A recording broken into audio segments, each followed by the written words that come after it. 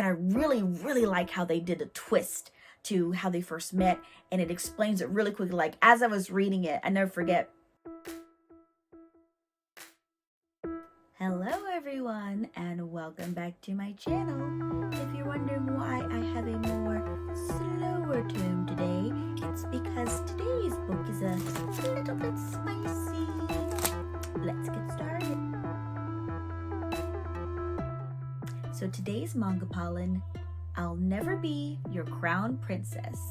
And this one is more on the plastic cover, if you know what I mean.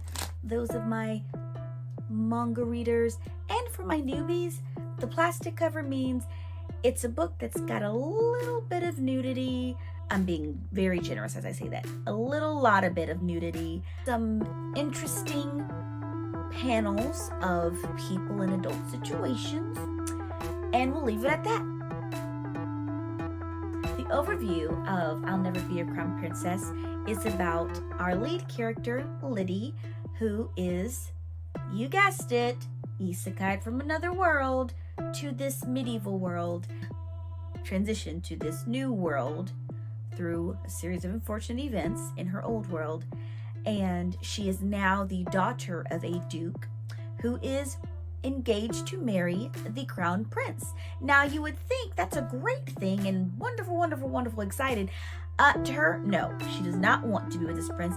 And I'll tell you why if you're wondering. It's because he likes to practice polygamy, as what it has been known across the land, polygamy meaning having multiple partners, possibly multiple wives. But since he is the crown prince and he's engaged to be married, it's the multiple girlfriends. Now, she doesn't want to marry this playboy type of person because she is assuming that he's going to have a, bad personality, he's going to be full of himself, all that jazz. So, in an effort to get out of her engagement, according to the noble rights of the land at the time, a woman has to be a virgin before going into marriage, or if she is not, then it basically kind of null and voids the contract. So case closed, no, you have to be pure, all that jazz. So she decides to take it into her own hands and attends a masquerade party to, let's just say, take care of it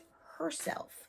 And so she meets this, wonderful guy that a lot of the ladies across the land are saying, he has his way with women, blah, blah, blah, blah, blah, not knowing who he is, because she's at a masquerade ball.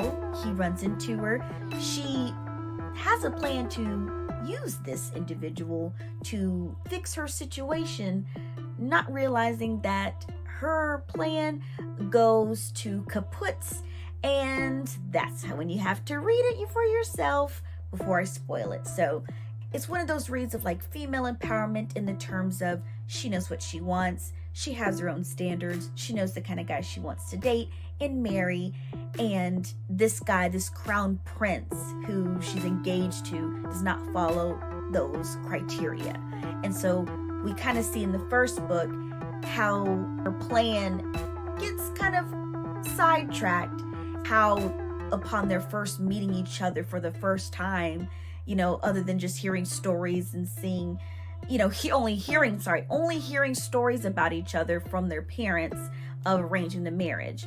And so, again, without spoiling it, it is a good book. I will say this, like I said, it's the plastic cover variety, so it is a lot interesting. It was a lot interesting. First book, my take, I actually enjoyed it. It was one of my first few books of this particular genre of the plastic cover society. I know there's a legit name for that genre. So, comment below to let me know. I'm willing to learn and I'm not offended. But this one, again, it was a great read for me. I really liked how, again, the female character was strong. And then I really, really like how they did a twist to how they first met. And it explains it really quickly. Like, as I was reading it, I never forget, there was a certain line in the book where, she was asking the crown prince this question. Before she had asked the question to the crown prince, and I was reading it and I was like, I asked the question in my head, and the next panel was her asking the same question. So it's really good. Like, I like the pacing of it.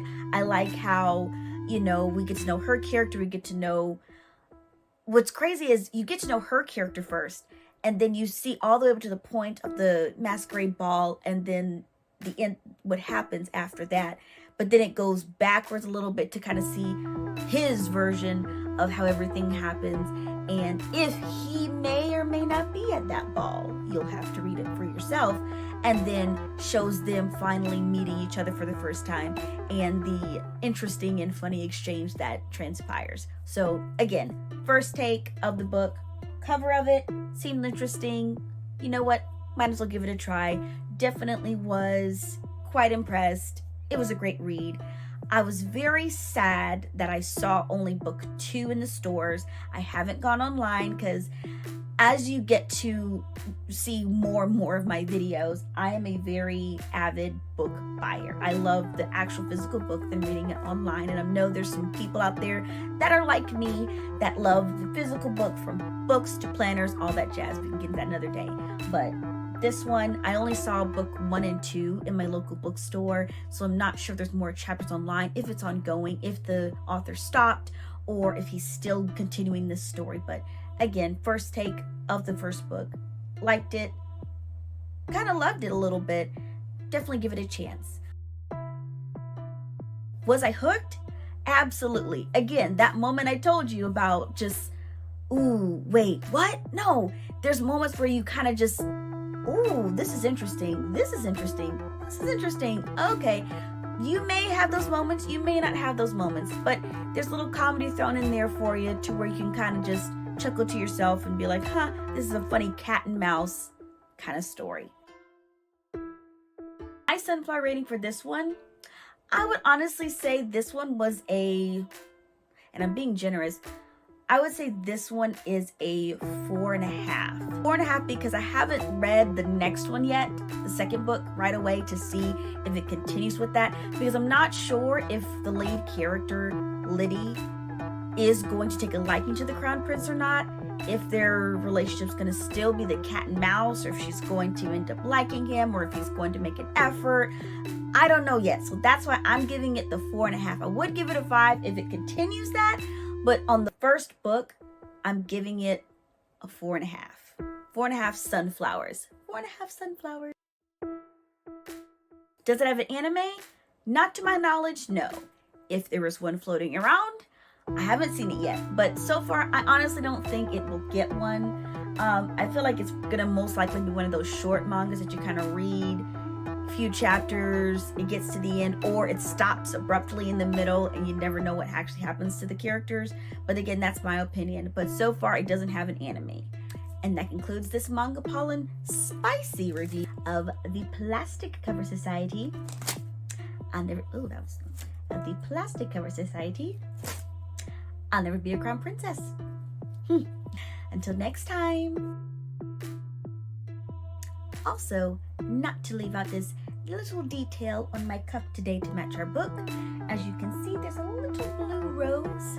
This signifies a certain special element in this book that I won't spoil, but let's just say it's a spell involved and it leaves a mark somewhere special to show someone is spoken for. Interesting indeed. Gotta read the book.